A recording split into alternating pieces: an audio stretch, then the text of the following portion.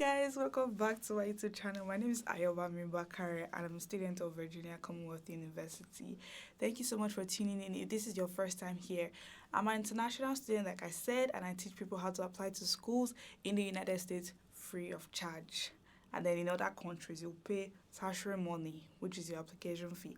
But we're specifically focusing on the United States for this particular series. If you see me I'm looking at my phone, so I make sure that I mention all of the things that I need to mention to you guys. So bear with me for that.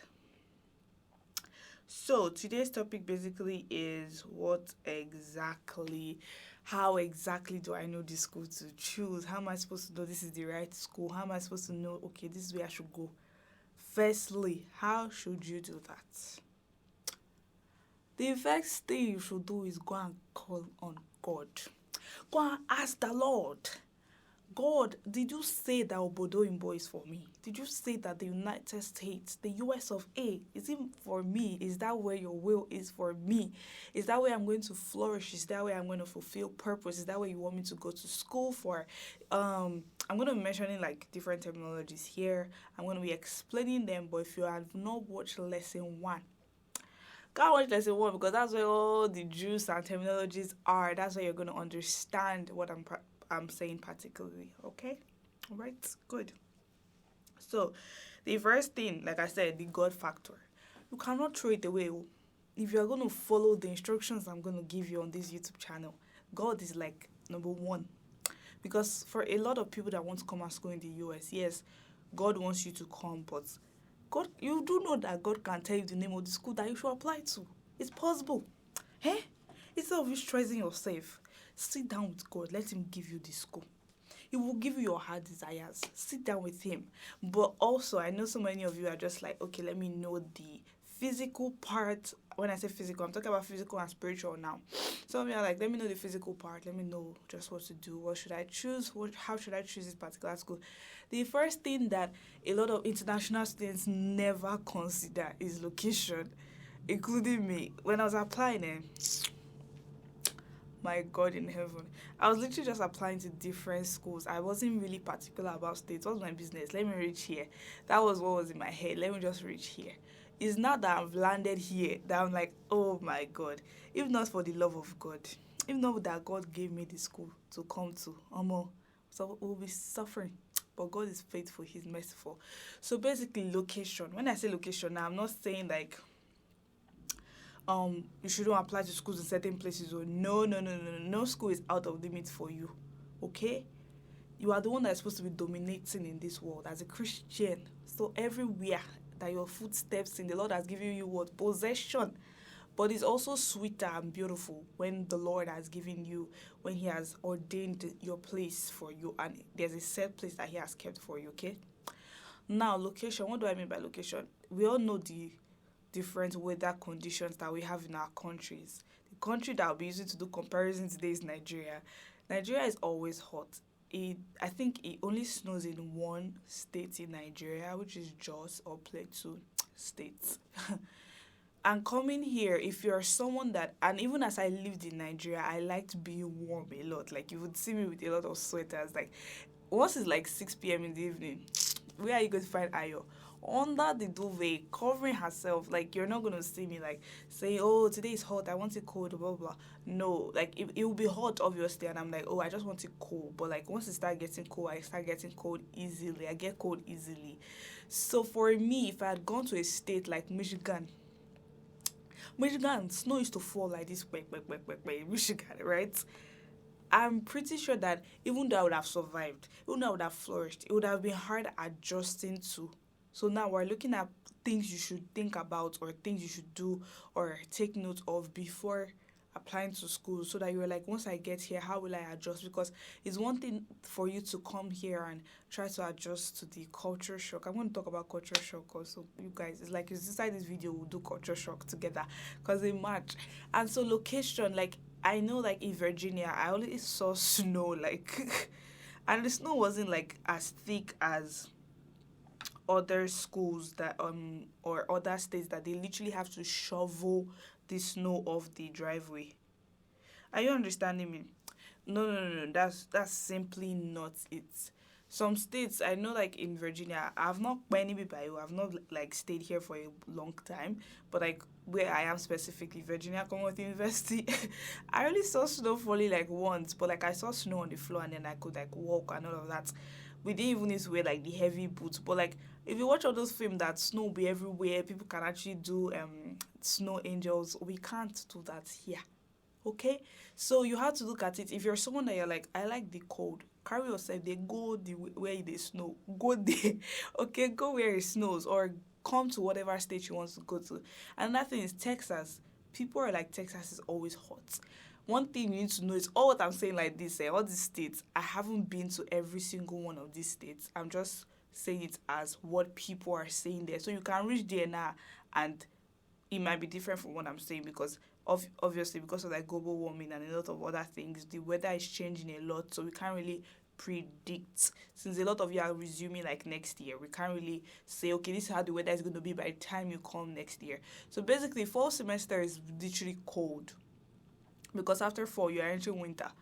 Like basically fall semester is like introduction, then winter is like baba, then spring is like bye bye, we're going and all that, then you enter summer, which is perfect Nigerian weather in VCU here. But like people like all year round in Texas is always hot. So if you're someone that likes hot places, like you don't really like cold, like any small thing cold cannot stay in your body, carry yourself to Texas. I know like in Miami and in Florida also it's not as cold as somewhere like Michigan. No, it's not as cold as that, right? So that's something for you to, take into consideration. What else? I said location. I said the God factor. Another thing that you should keep in mind is what major do you want to study? If you don't know what major is, go back. Just go back. Directly, I will not explain. What major do you want to study? For me, I already knew the major that I wanted to do. So right back in Nigeria, I already knew what I wanted to do, blah, blah, blah. And then I was already a business student. I'm a commercial student in secondary school in Nigeria. So one thing that I ask a lot of people is, once you know what major you want to do, don't restrict yourself to that particular major. Talk about what field you want to go into. For me, I just want to be in the business world, right? And so I could be in the business world and be doing tech. I could be in the business world and still do sciences, right? Because there's so many beautiful courses that or majors that you can decide that, okay, I want to do. So major is basically what you people in Nigeria will call course. Like, what do you want to come and study? Yeah, that's your major.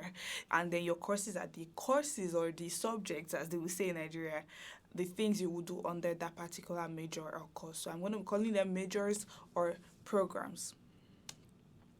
For someone like me that wants to do business, do I want to go to a school that is known for their business programs? If I want to study accounting, do I want to, at the end of my degree, by the time I'm done with my bachelor's degree, do I want to get my CPA, which is certified public accountant, which is like similar to ICANN in Nigeria? Do I want to get that? Some schools do not train you for it. When I say train, like they will not necessarily mention it to you. All right. While some schools will mention it to you and even tell you that these are the credits you should take so that by the time you want to write your CPA, you are good to go, right? Some schools are not going to mention that because maybe they focus on sciences in that particular school. So do you want to go to a school that allows undergraduate students to do research? Do you want to go to a school that allows you to do dual degree? And so some schools in the common application essay will ask you why. Why us? Why did you choose this school? And I always tell people, like I said, if you watched the next video or the next two videos, lesson 2D, yeah. So I'm going to talk about essays and writing common app for lesson 2D. Lesson 2D is essay, and I'm going to address that particular question in lesson 2D, but this is just like a snip. Basically, they're asking you what is so special about our school to you that makes you want to come here. So for me, if VCU had asked me that question, I would have said VCU allows me to do a dual degree, which is not possible in Nigeria.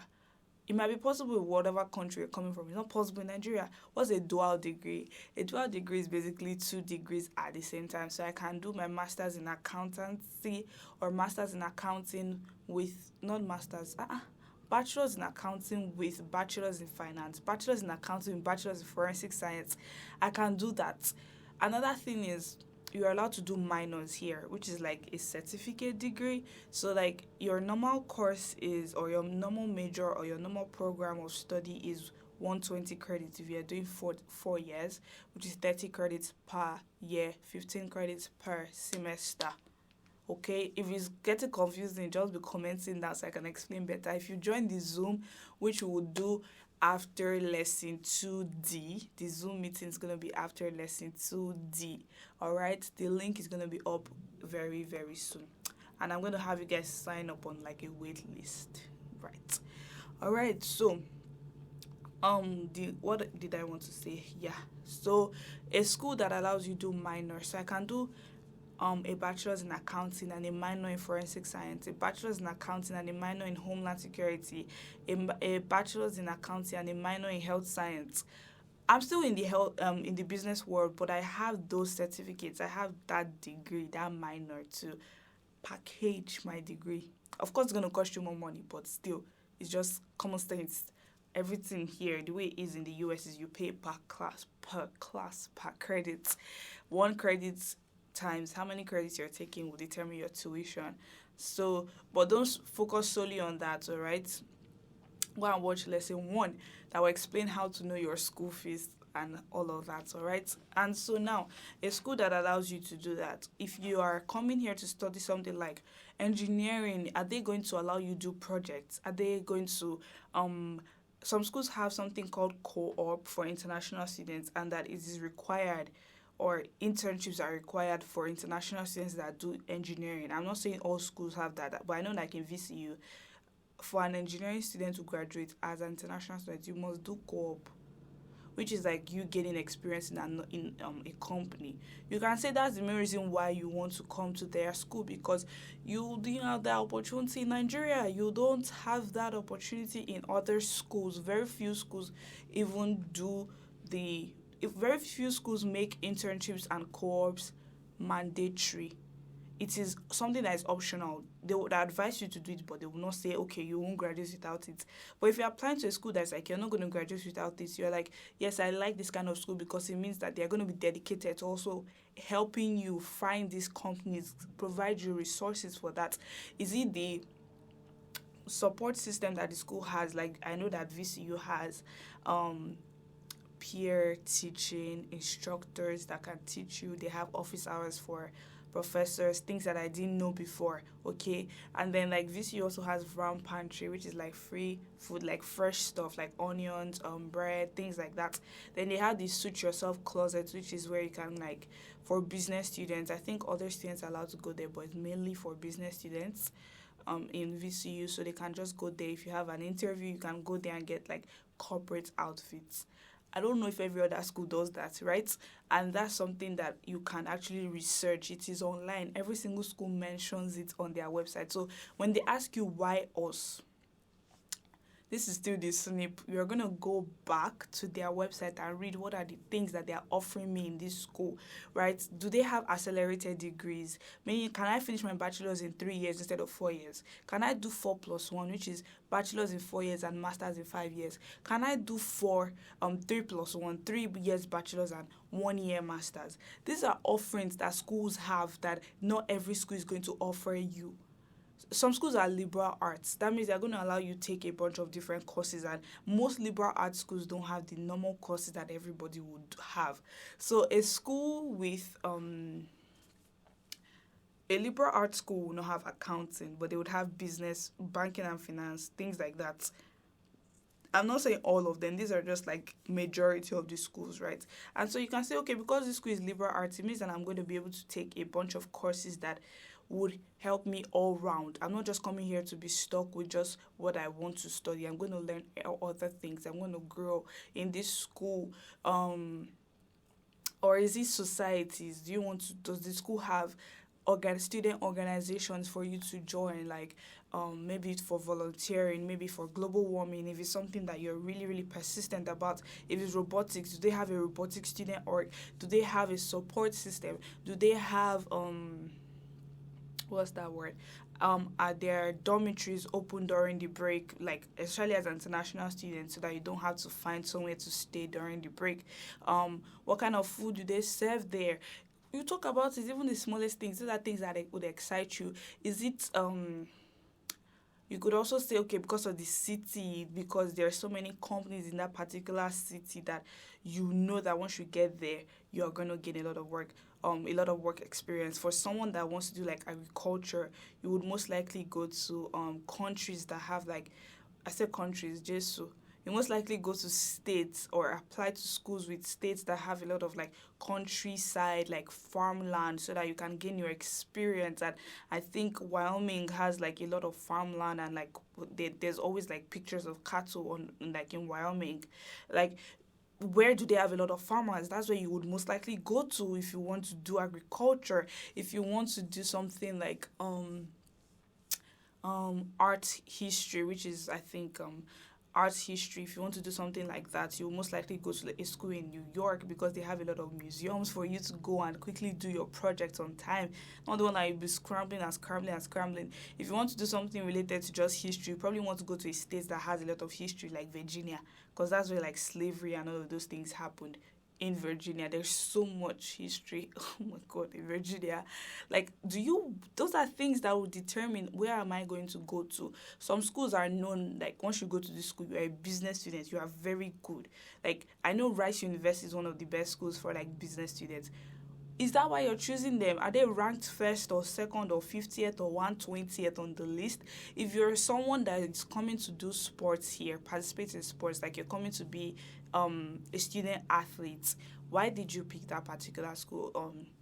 Is it that their athletic program is second to none? Is it that the athletic program is probably the best in the state or probably the best in the US? Probably they have options for you, if it's music, if it's whatever you want it to do. And where do I find all of these things that the school has to offer? For anything related to accelerated degree, 3+1, 4+1, dual degree, minors, and things like that, you will look at that under academics. So once you pick your course or your major, you would see the different offerings.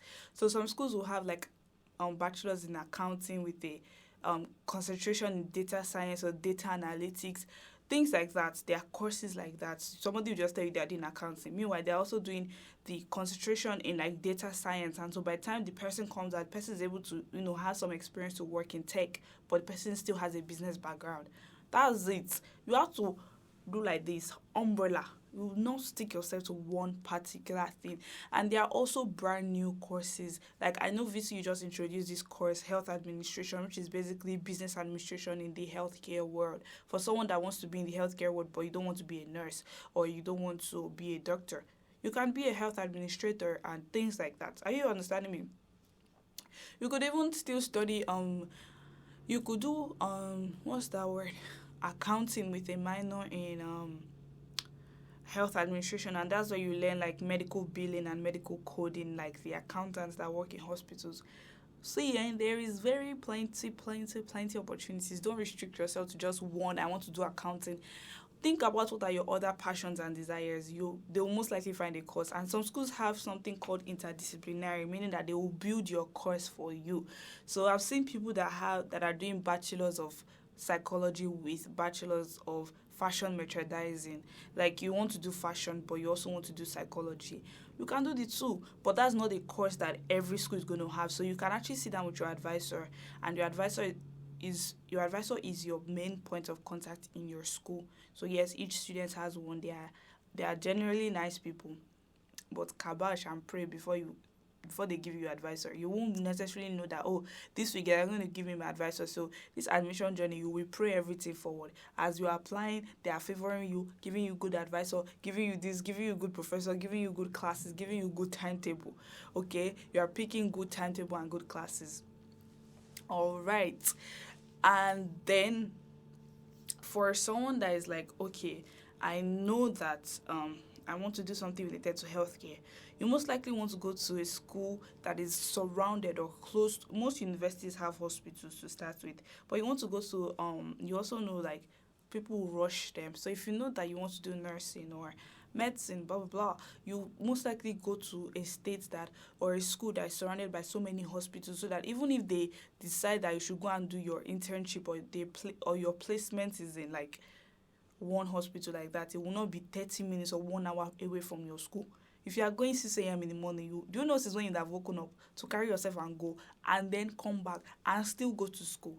Guys, these are things that would help you to decide. But even after you know all these things and you decide and you choose the right school, if you don't pray about it, these benefits or these things, these offerings that the schools have will not work. You got to pray about it. You got to pray. You got to pray about it. Okay, your purpose and destiny is in God's hands like this. Just ask and let Him reveal.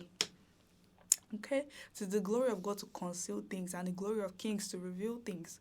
And you have a royal priesthood, you are a king. So make sure that you pray about it because ye are gods. Oh my God. Anyways, as I was saying, that's basically what I think you should consider when you're applying to a school. That's your personal interest. Now the one that is out of your control is your school results. If you know that okay, I didn't really do well, no, that person did not really do well, I did well, I am doing well. You have to say good things to yourself. If you know that okay, this person did not really do well in school, what will determine if I should apply to this school? Make sure that whatever school you're applying to is a school that reviews applications holistically. Simply meaning that they're going to use every single thing you submit to give you or consider you for admission or review your application, right? So you want them to use your results, your transcript, you want them to use your letter of recommendation, you want them to use your activities, your extracurricular activities, which you're going to put in common. So for those of you still in secondary school or high school, go and put in work in your extracurriculars. There are some schools that they want students that are well-rounded. They want students that have a lot of extracurriculars because they want you to be active on campus. And that's when I was talking about student orgs and volunteering and camps and different things like that. There are some schools that those are the kind of students they specifically want. They don't really focus on your academics. So you want to know that, okay, if your academics is not too good, you should apply to a school that really focuses on maybe your sports or your extracurriculars, right? Or especially if you're doing music or arts, you are going to do portfolio. So if you know your results isn't too good for like arts or music, you probably audition. Some schools make you audition. Some schools just ask you to submit a portfolio and you're good to go. All right. Well, and then there are some schools that they specifically tell you this is the GPA we want. So you know by yourself that once your GPA did not cut it, don't try. Some schools will tell you this is the GPA we want, but if you don't have that particular GPA, please explain why you don't have that particular GPA they're asking you for, or why your GPA is lower than what they're asking you for, and they will still consider you for admission. While some schools, rara, if your GPA never cut it, just forget about it, okay? And so that's, if you have been watching my former videos, I talked about rich, match, and safety schools. This is another thing that comes in. Is the school a rich school? Like, is your GPA way, way, way, way, way, way, way, way lower than what they're asking for? If a school is asking for a 4.0 and you have a 3.0, that's a rich school for you. Tori, you are reaching for the stars at this point. If a school is asking for 3.0 and you have 3.0, you have 3.2, that is your match school. If a school is asking for 3.0 and you have 3.7, that's your safety school because you are like Oga in that school. Like your GPA is really, really high compared to what they're asking for. And so you will be seen as a smart student. But with that same 3.7 GPA, if you apply to a school that is looking for 3.7, that's your match school. You are basically like on the same level, right, of most applicants, right? And then so your rich, match, and safety schools are not always going to be the same for every single student. With that 3.7, if you apply to a school that's looking for 4.0, that's still a little bit of a reach for you, a little bit, but it still makes sense for you to apply because you can get in, your leg can enter. So a rich school is, I know this is way out of bounds or way out of reach for me, but I'm still going to try. So don't waste too much time applying on to your rich schools, even though once in a blue moon, people do get accepted to their rich schools. It's possible. Or you'll be put on a wait list. And if you fight very kabash and pray very well, it will put you inside the school. Okay, and so this is something that everybody sees, but the Bible also says that eyes have not seen, ears have not heard what the Lord is about to do for those that love Him, or what He has in store for us. So your rich school, you can apply with a very low GPA and get in. Someone with that same GPA that the rich school is looking for might not get in. So my rich school can be somebody's safety school. My safety school can be somebody's rich school. My math school can be somebody's rich school. So you need to really, really, really sit down and decide. I hope this video has helped you to like decide, like, this is what I want to do. Some schools also have something called faculty ratio. The faculty ratio in some schools is like 10-1. That means one faculty can attend to 10 students, like personally. Some schools have 14-1, some schools have 7-1, 9-1. If you know you are someone that needs like hands-on learning, you need them to come back and re-put it in your head like 3 times, then you can actually sit down and look at the faculty ratio. Some schools also have the option for you to join information sessions even before you apply to the school, or once you've begun your application, they'll start sending you email upon email. There's really nothing too bad in you joining an information session in any school, and you can ask all your questions there before writing that particular essay. Just make sure you are dedicated and that you have serious and sensible questions to ask them. Don't just be mute on the call, right? Because they're also looking. Doesn't mean you will not be accepted to the school. It's just things that they look for. Like, once you're asking a lot of questions, a lot of sensible questions, a lot of questions that only admission officers can answer, that Google cannot answer you, which is very little, like this small tertiary, that is probably going to ring a bell. Like, I know some people's names. When we do Zooms, they will ask me question upon question, and literally I know their names in my head. I know all of their details and all the schools that they're applying to. I know it in my head because they ask me so many questions. And it's not a bad thing to ask a lot of questions if you don't understand. In this obodo like this, we're asking questions, we are a good students. Basically, they feel like once you ask a lot of questions, you're listening, but it doesn't really matter. It didn't matter. What is important, what matters is where we're going to graduate with distinction, all of us. Okay? So, I hope this video has shown you or explained to you what schools to choose and how to choose the particular school. Okay, subscribe to my YouTube channel before you are joining the waitlist. So if you're going to send the waitlist to your friends, to your family members, to your schools, make sure that you subscribe to my YouTube channel, right? Bye, guys.